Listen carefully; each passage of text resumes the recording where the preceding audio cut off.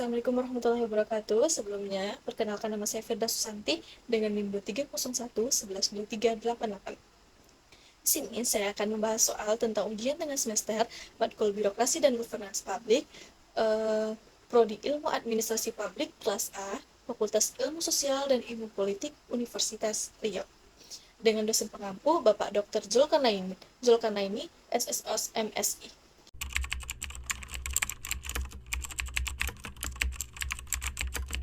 Menurut saya ada beberapa alasan mengapa kita sangat penting mempelajari mata kuliah birokrasi dan governansi publik, yaitu yang pertama, meningkatkan efisien dan efektivitas pemerintah. Maksudnya, dengan memahami bagaimana birokrasi dan governansi publik beroperasi, pemangku kepentingan dapat bekerja secara lebih efisien dan efektif dalam menyusun dan melaksanakan kebijakan publik. Kemudian yang kedua, transparansi dan akuntabilitas. Maksudnya, memahami bagaimana struktur birokrasi dan mekanisme pengambilan keputusan dapat membantu dan menjaga integritas lembaga pemerintah dan mencegah terjadinya korupsi. Kemudian yang ketiga, partisipasi masyarakat. Mungkin pengetahuan tentang birokrasi dan governansi publik dapat memungkinkan masyarakat untuk mempengaruhi kebijakan publik dan menjaga agar kepentingan mereka diwakili dengan baik oleh pemerintah. Kemudian yang keempat, perbaikan layanan publik. Maksudnya dengan memahami struktur birokrasi, pemerintah dapat melakukan perbaikan dalam penyediaan layanan publik. Kemudian selanjutnya, peningkatan inovasi dan kreativitas.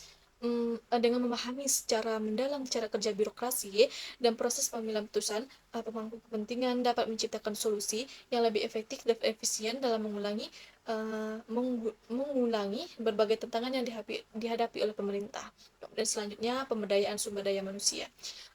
Dengan memahami tata kelola yang baik, pemerintah dapat mengembangkan kebijakan dan program pelatih yang tepat untuk meningkatkan kompetensi dan kinerja pegawai negeri serta meningkatkan daya saing dan sektor publik. Kemudian selanjutnya, mungkin yang terakhir yaitu perubahan sosial dan pembangunan berkelanjutan.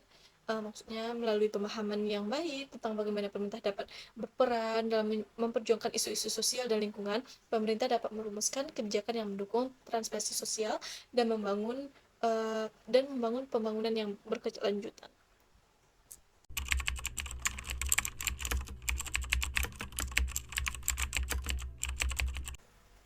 Ada beberapa patologi atau penyakit birokrasi yang sering terjadi di Indonesia. Yang pertama yaitu birokrasi yang korup. Salah satu patologi utama di birokrasi Indonesia adalah korupsi. Praktik korupsi yang merajalela dapat menghambat pembangunan dan menyebabkan alokasi sumber daya yang tidak efisien. Kemudian yang kedua ada birokrasi yang lambat dan tidak responsif. Birokrasi Indonesia sering diidentifikasi sebagai birokrasi yang lamban dan tidak responsif terhadap tuntutan masyarakat dan kebutuhan pembangunan. Sehingga proses pengambilan keputusan yang panjang dan berbelit-belit serta lamanya waktu untuk mendapatkan pelayanan publik merupakan contoh yang sangat umum terjadi di Indonesia. Kemudian yang ketiga mungkin ketidakmampuan dalam penyusunan dan implementasi kebijakan. Maksudnya birokrasi sering mengalami hambatan dalam penyusunan dan implementasi kebijakan yang efektif, sehingga kurangnya koordinasi antar instansi pemerintah, lemahnya perencanaan yang mendalam, serta kurangnya evaluasi dan monitoring hasil kegiatan bisa menjadi masalah dalam birokrasi. Kemudian selanjutnya, mungkin pelayanan publik yang buruk. Birokrasi yang tidak efisien seringkali menghasilkan pelayanan publik yang buruk bagi masyarakat. Lama waktu penyelesaian administrasi contohnya, birokrasi yang tidak ramah, dan ketidakjelasan proses pelayanan menjadi masalah yang sering dihadapi oleh masyarakat. Kemudian selanjutnya mungkin ketidakmerataan pembangunan dalam pelayanan. Beberapa daerah di Indonesia mengalami ketidakmerataan dalam pembangunan dan pelayanan publik akibat patologi atau penyakit birokrasi seperti diskriminasi, prioritas yang tidak tepat, atau kurangnya pengawasan dan evaluasi yang memadai. Mungkin itu saja patologi atau penyakit yang saya ketahui di Indonesia.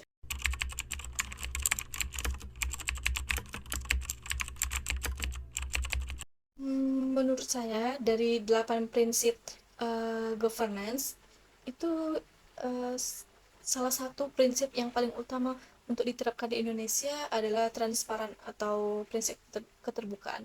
Mungkin alasannya karena keterbukaan memainkan peran kunci dalam membangun kepercayaan masyarakat terhadap pemerintah dan institusi publik.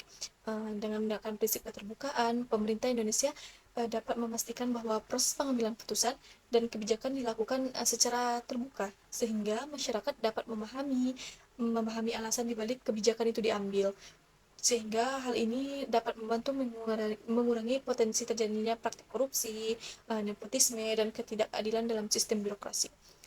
Mungkin alasan berikutnya yaitu keterbukaan juga menciptakan ruang untuk partisipasi aktif masyarakat dalam proses pembuatan kebijakan dan pemantauan kinerja pemerintah.